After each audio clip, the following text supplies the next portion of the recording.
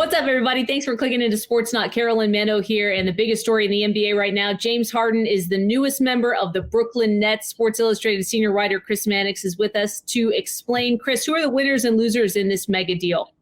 Well, the Nets got the best player in the deal in James Harden, the 2018 MVP, a perennial all-star who, despite an ugly exit in Houston, gets exactly what he was looking for, a reunion with his former teammate in Oklahoma City, Kevin Durant, a chance to play for a contender. And even though Harden has looked out of sorts and out of shape this season, he is still a multi-time scoring champion who should be a terrific player for Brooklyn. Other clear winners, the Indiana Pacers were a part of this deal as a fourth team involved.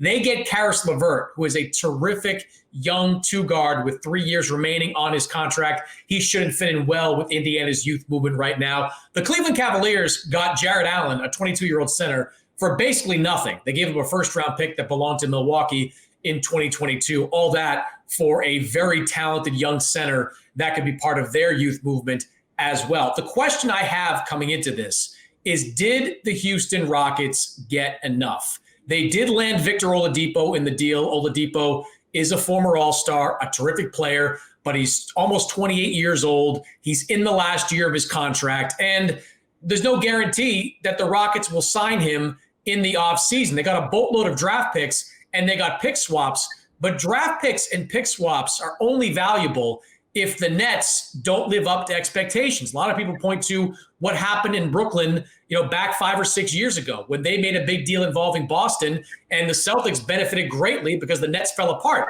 This Nets team, at least right now, doesn't look like it's built to fall apart. So there's a very real outcome here that the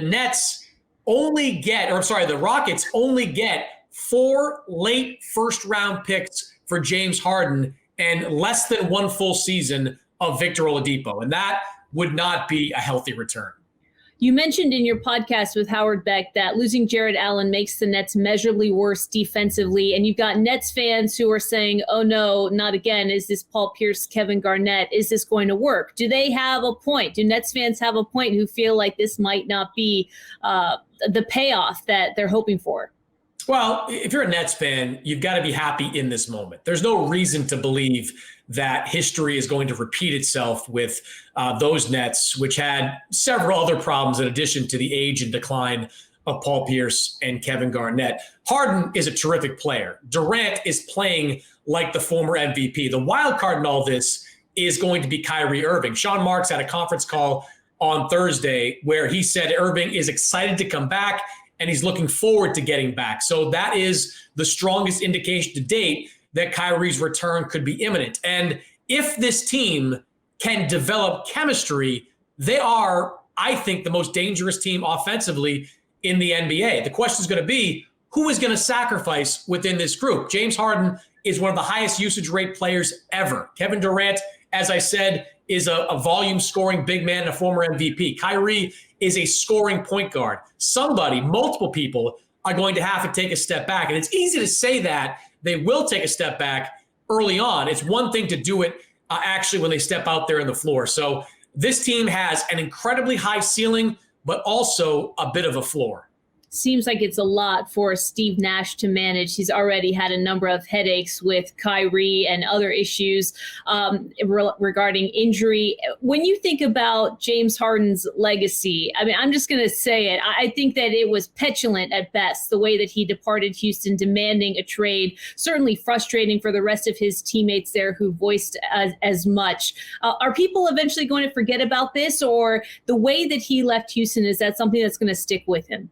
Yeah, I think that's a permanent stain on his resume. I mean, James Harden did some great things in Houston, led them to a conference finals, to transform them into a perennial contender and brought the MVP award to Houston. But the way he went out of town, it was just ugly. And it was akin to, Harden setting his house on fire and then getting mad because he can't live there anymore. I mean, James Harden had a lot to do with the demise of Houston over the last few years. He couldn't get along with Chris Paul, necessitating the trade.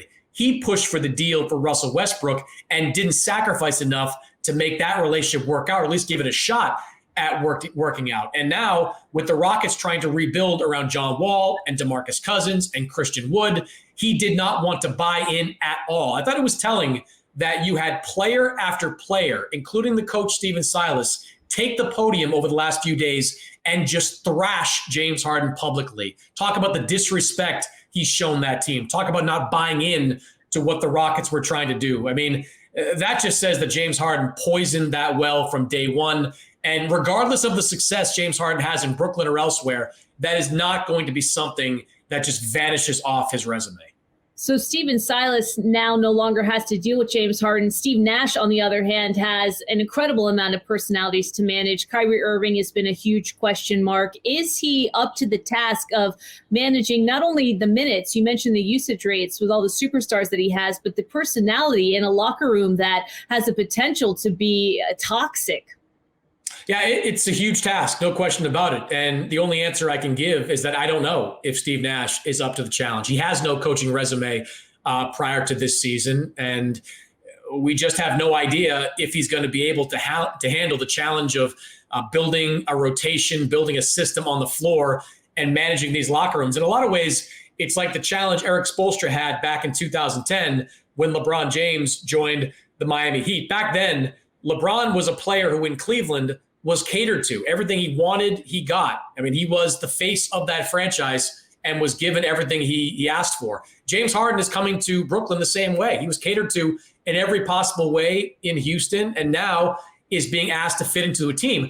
Eric Spoelstra handled that perfectly. He established a culture there.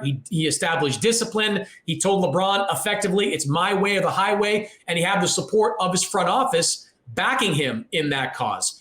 I think it's going to be important, not just for Steve Nash to be a strong presence in that locker room, but for Sean Marks, the general manager, to let it be known that Steve Nash has his full support, and whatever Steve says in any situation, that's what goes. Eric Spoelstra, one of the best coaches in the league. We'll see what Steve Nash is capable of. Just lastly, Chris, before we let you go, what will be some indications to you right off the bat with this team when James Harden is there and it's assembled and they start to play that this is a formula that's going to work? I mean, what do you need to see from this superstar group that will assure you that, hey, maybe success is possible here?